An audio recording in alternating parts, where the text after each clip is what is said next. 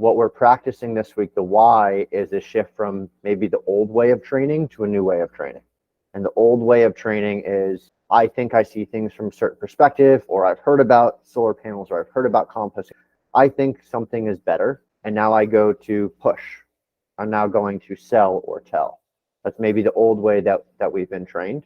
That's how I was trained. What we're practicing here is a new way of discovering and building a relationship. Rather than telling and pushing, we're practicing getting curious and discovering and building a connection. There's a wealth of information that they will only share if they feel valued and seen and heard and appreciated. And if the conditions for them to feel safe aren't there, they're not going to share where they're actually coming from. And so why we're doing this is to practice, how do we build that trusting relationship and help the information that's there flow.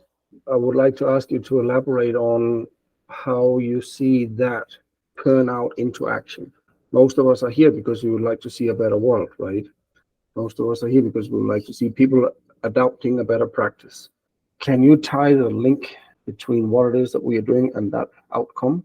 It seems counterintuitive that we are not here to talk about our agenda. Could you give some examples of how we could actually get results so much faster and better? And so the people that we're connecting with, if we want to get to action, and whatever that action is, whether it's having our family start recycling, whether it's getting composting implemented at our school, if we want to get to that action, it's not just us doing the whole thing. There's people that are going to be part of this as well. People who get impacted, people who are part of the approval process, people who have a sense of what life is actually like. By understanding what life's actually like for them, by understanding what their worries, hopes, fears are, we can discover what is actually needed, because what's actually needed might not be recycling to start. What's actually needed might not be composting to start.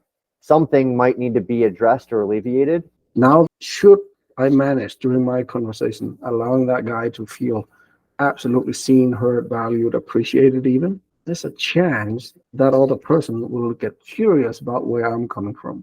And then you have an opportunity to share when they really want to listen. But it takes holding back until that happens. This is gratitude-based learning. It's the gratitude for what is coming up in that conversation. Whether it's creating flow in us, whether it's creating friction in us, how can we practice whatever that we're hearing, not judging it and getting curious about it? How do we help someone feel seen and heard and valued, appreciated? Because you chose them for a reason. How do we now open them up? Whether we're sending this email, whether this is we're at the dinner table and we're like, hey, here's a time where I can now open up the conversation. I'd really like to connect with you because I'll use your dad's as an example. I really appreciate what you've instilled in me in terms of a love for the environment, just by the way you help lead our family. As a dad hearing that, I'd imagine opening up a little bit and being warmer to a conversation.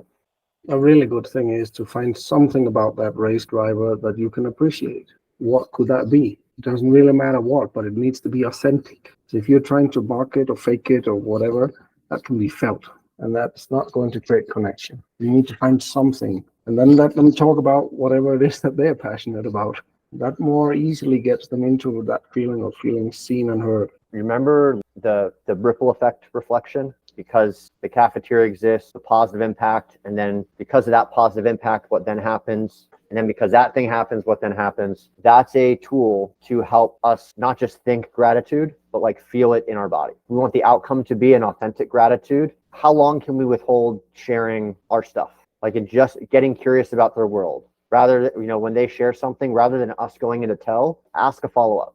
You can read back like, here's what I'm hearing, but ask a follow-up to better understand. I think the best measure is before you enter into a conversation, just ask yourself, are you really curious about what's going on for that other person?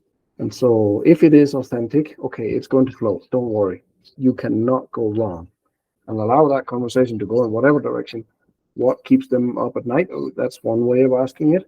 But what gets them out of bed in the morning? I think that's a better question, because that's tapping into what's their passion.